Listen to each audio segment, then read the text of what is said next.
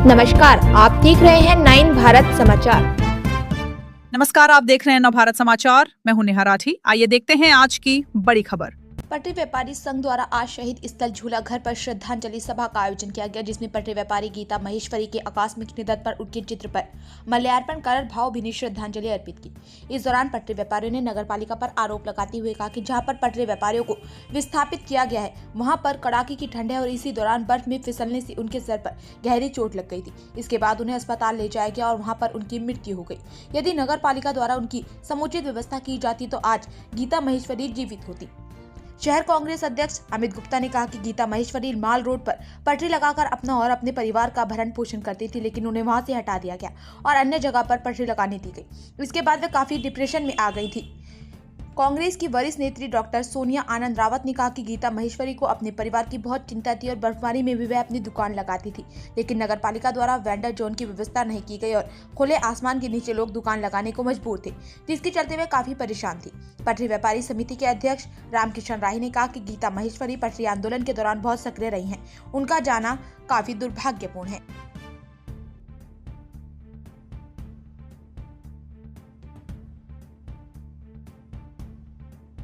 देखिए, बहुत ही खेद का विषय है और बहुत ही मैं कहूँगा कि पीड़ादायक स्थिति है कि एक जो आंदोलन लगातार चल रहा था पटरी व्यापारियों का कि उनको किसी तरह से विस्थापन किया जाए, उनका रोजगार को दोबारा से पैदा किया जाए, लेकिन उसको लेते हुए कई महिलाएं, क्योंकि महिला एक बहुत सशक्त भी होती है, दुर्गा रूप भी होती है, लेकिन जब वो टूटने में आती है तो उसका जो दिल है वो बिल्कुल लाचार हो जाता है अपने परिवार के आगे, अपने बच्चों के आगे, अपने पति के आगे।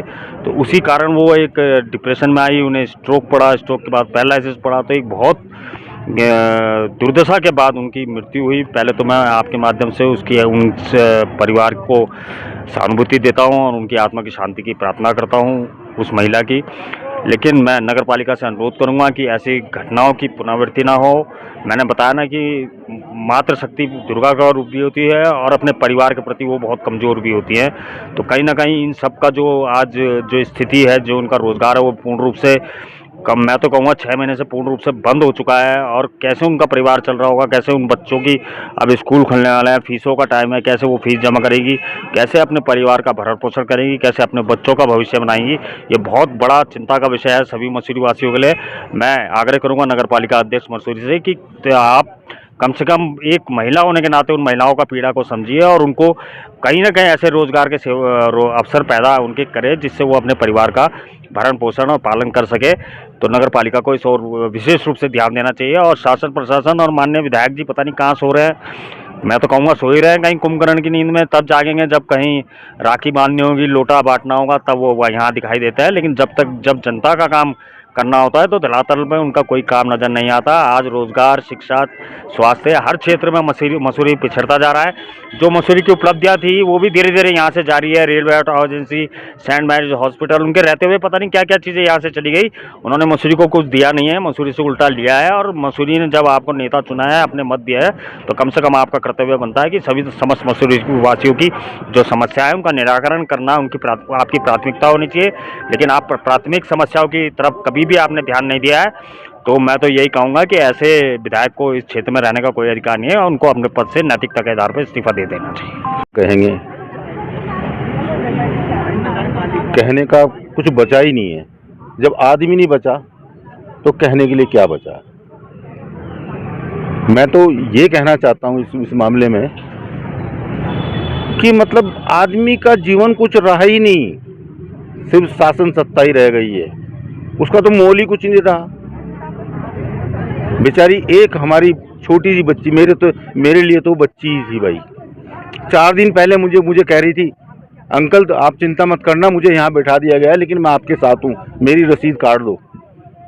अब मैंने कहा बेटे तू चिंता न कर, तेरी रसीद मैं अपने आप काट दूंगा कि मेरा काम यहाँ नहीं चल रहा, मेरे बच्चे यहाँ इस जगह से मेरा रोजगार नहीं चल सकता, मैं बच्चे नहीं पाल सकती हूँ, लेकिन मैं आपके साथ खड़ी रही हूँ। वो 3 बार हमारे साथ, एक बार पहले जेल भी जा चुकी है। इससे पूर्व में कभी धरना प्रदर्शन होता, हमारे साथ जेल भी गई थी वो बेचारी।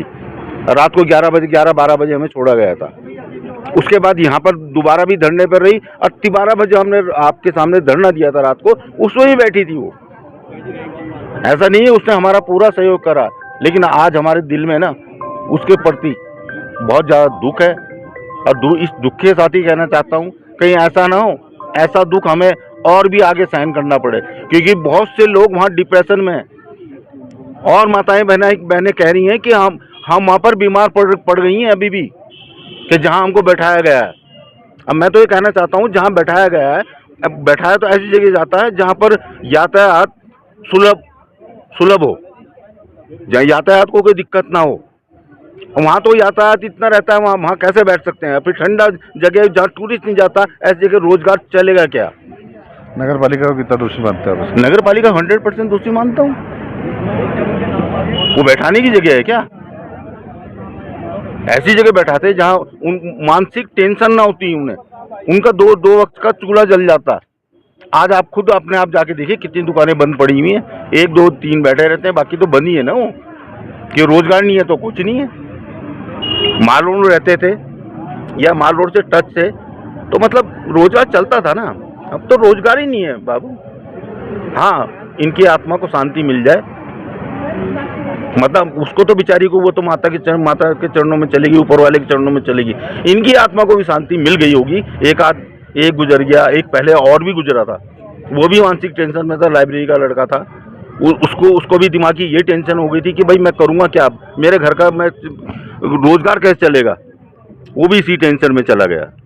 और आगे भी पता नहीं क्या क्या होगा और क्या क्या करके रहेंगे ये नगर पालिका। आज अब भी सुधर जाओ, अब भी हाय मत लो। ये बद्दुआ रैली निकाली थी ना, मत ऐसी बद्दुआ लो कि आगे जाके कहीं और तुम पे ऐसा पड़ जाए कि ऊपर वाले की लाठी में आवाज़ तो होती नहीं है, और जब आवाज़ होती है तो भयंकर ही होती है। पहले भी गणेश जोशी ने ऑर्डर दिए थे, पहले भी एसडीएम आया था, उसने छोटे छोटे बनाने के लिए प्रयास किया था कि हम आपको यहाँ विस्थापित कर देते हैं। तब क्यों था? अब कौन सा नया रूल निकल गया? अब कौन सा विशेष वो हो गया? बड़े लोगों के कहने पे, बड़े लोगों के मतलब होटलियर्स के, दुकानदारों के कहने से मतलब ये है कि हटा दिया एकदम से, सबका रोजगार छीन लिया। मसूरी में कौन सी फैक्ट्री है, कौन से रोजगार है, कौन से ऑफिस हैं जहाँ पर यह मसूरी का लोकल रोजगार करता है? रोजगार का साधन तो एक पटरी था ना। अब पटरी पे बैठे थे, वो भी जो चिन्हित लोग थे उनको बैठाते। अब तो ऊपर ऐसे बैठा दिए जो उनके क्राइटेरिया से भी बाहर आते थे, उनको भी नहीं। कोई बात नहीं, आप ये लिखो और चलो बैठो। तोड़ फोड़ की राजनीति। क्या तुझे बैठा देंगे, वो कहेंगे मुझे क्यों नहीं जगह मिली, अगली लेडीज खुद भागेगी कि अब मुझे भी जगह मिल जाए। काफी महिलाएं और पुरुष भी डिप्रेशन में है इस समय, बहुत ज्यादा डिप्रेशन में, बहुत ज्यादा डिप्रेशन में। उनके अंतरात्मा से पूछे ना, इन महिलाओं के, इन पुरुषों के जिनको अब मार्च के अंदर फीस देनी है, उनको थोड़ी पता है कि कैसे मार्च की स्कूल की कितनी फीस हो गई है। आजकल हिंदी मीडियम में पढ़ाई कौन सी हो रही है? सभी सोचते हैं हमारा बच्चा कहीं हमारी जैसे पटरी पर ना बैठे, अच्छी जगह जाए, पढ़े लिखे अच्छी पोस्ट पे जाए।